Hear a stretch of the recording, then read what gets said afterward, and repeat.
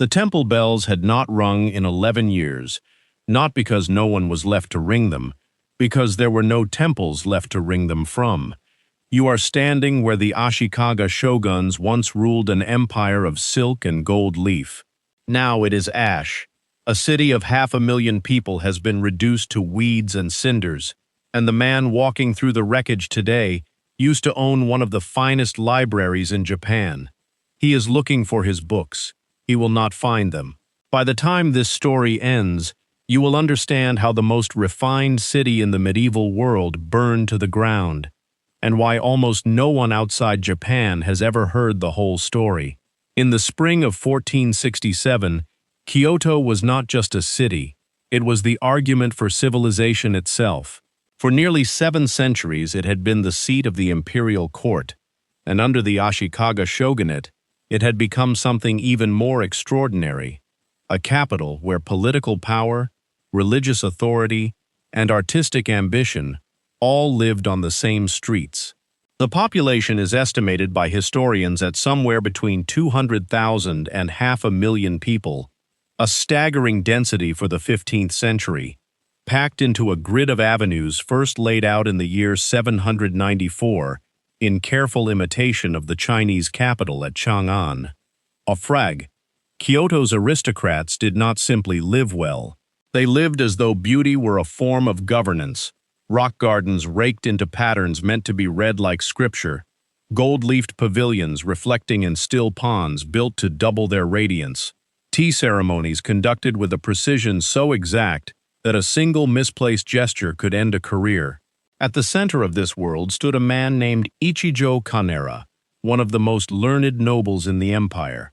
Kanera was not a warrior. He was a scholar, a poet, a commentator on classical texts stretching back to the tale of Genji, and the head of one of the 5 regent houses eligible to produce a chancellor of the realm. His mansion near the Ichijō Avenue that gave his family its name held a library that visiting monks and diplomats spoke of with something close to reverence. Scrolls of court poetry going back 500 years, commentaries on Confucian classics, genealogical records tracing noble bloodlines to the founding of the imperial line itself. A single illuminated manuscript from that collection could take a scribe a full year to copy by hand. Kanera had thousands of them. The city around his mansion was a marvel of engineered order. Streets ran in a grid 9 avenues wide, and had done so since the Heian period. So precise that a traveler could navigate the entire capital using only the compass directions.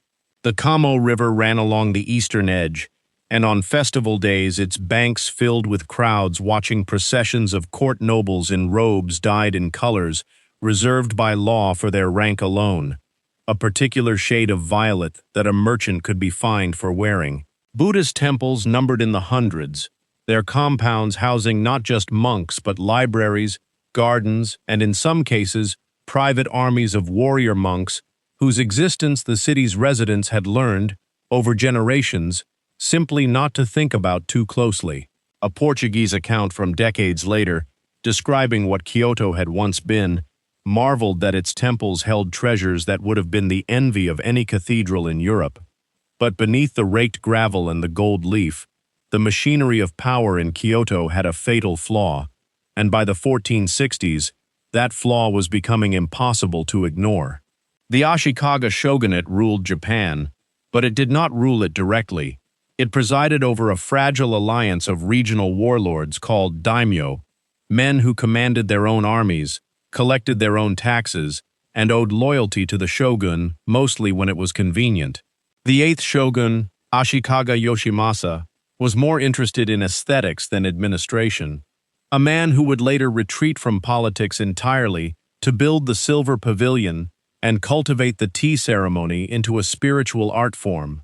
He had no son for years, and in 1464 he formally adopted his younger brother as heir, only for his wife to give birth to a biological son the following year.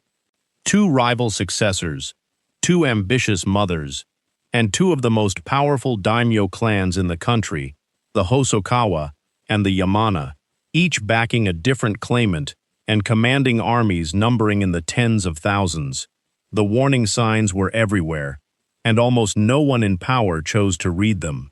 Court diaries from the period, the kind of daily records kept by nobles and monks that historians now treat as invaluable windows into the era, describe rumors moving through the capital like smoke before a fire actually starts. Samurai retainers were seen fortifying compounds that had stood open for a century.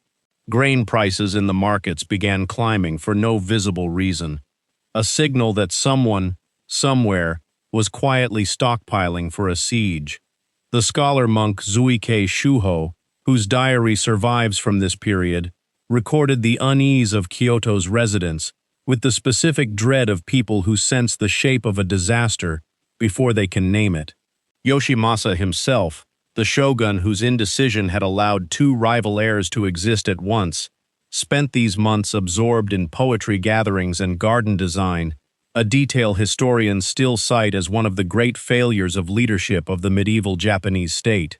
He was, by multiple contemporary accounts, more troubled by an unsatisfying arrangement of stones in a garden than by the armies massing inside his own capital. Kanera watched this unfold from inside the aristocratic bubble that had protected men like him for generations. His diary entries from these months, along with those of his peers, show a court class that still believed status and scholarship offered a kind of immunity, that whatever came, the old houses and the old libraries would somehow be spared, the way they always had been. It is one of the most human details in the entire record. The people with the most to lose were often the last to believe they could lose it. Then, in the first month of 1467, the Hosokawa and Yamana factions each moved troops into the capital under the pretext of protecting the shogun. By summer, two armed camps effectively occupied Kyoto itself, dividing the city roughly along a line running east to west, the Hosokawa forces to the west and the Yamana forces to the east. The war that followed did not have a single battle that historians point to and say, "Here, this was the moment." It had something worse. It had 10 years of grinding, block-by-block urban warfare fought inside one of the most beautiful cities on earth, with the two sides burning neighborhoods not as accidents of war, but as deliberate tactics, denying the enemy cover, denying them supply routes, denying them anything at all. The destruction did not come all at once, and that is precisely what made it so devastating. Contemporary accounts describe entire districts put to the torch in a single night, to clear a line of sight or deny an advancing force a place to hide. The flames moved through neighborhoods of wooden houses with paper screens and thatched roofs with a speed that modern readers underestimate. A single ward could be reduced to embers before dawn. The Kamakura-era imperial palace complex, structures that had stood for over 200 years, burned. Temple compounds housing libraries older than the shogunate itself burned. Kanera's own mansion on Ichijō Avenue, with its irreplaceable collection of manuscripts, burned to the ground in one of the early waves of arson in 1467, the flames consuming in a single night what generations of scholars had spent centuries assembling. He escaped with his life and almost nothing else, fleeing the capital for the relative safety of Nara, where he would spend years in something close to scholarly exile, still trying to reconstruct fragments of texts from memory and from copies scattered in other libraries that had survived only by chance.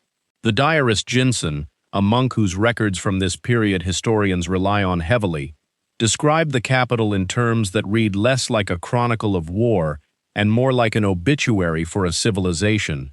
Entire wards that had housed thousands of families were, within the space of a single military campaign season, reduced to blackened foundations and drifting ash.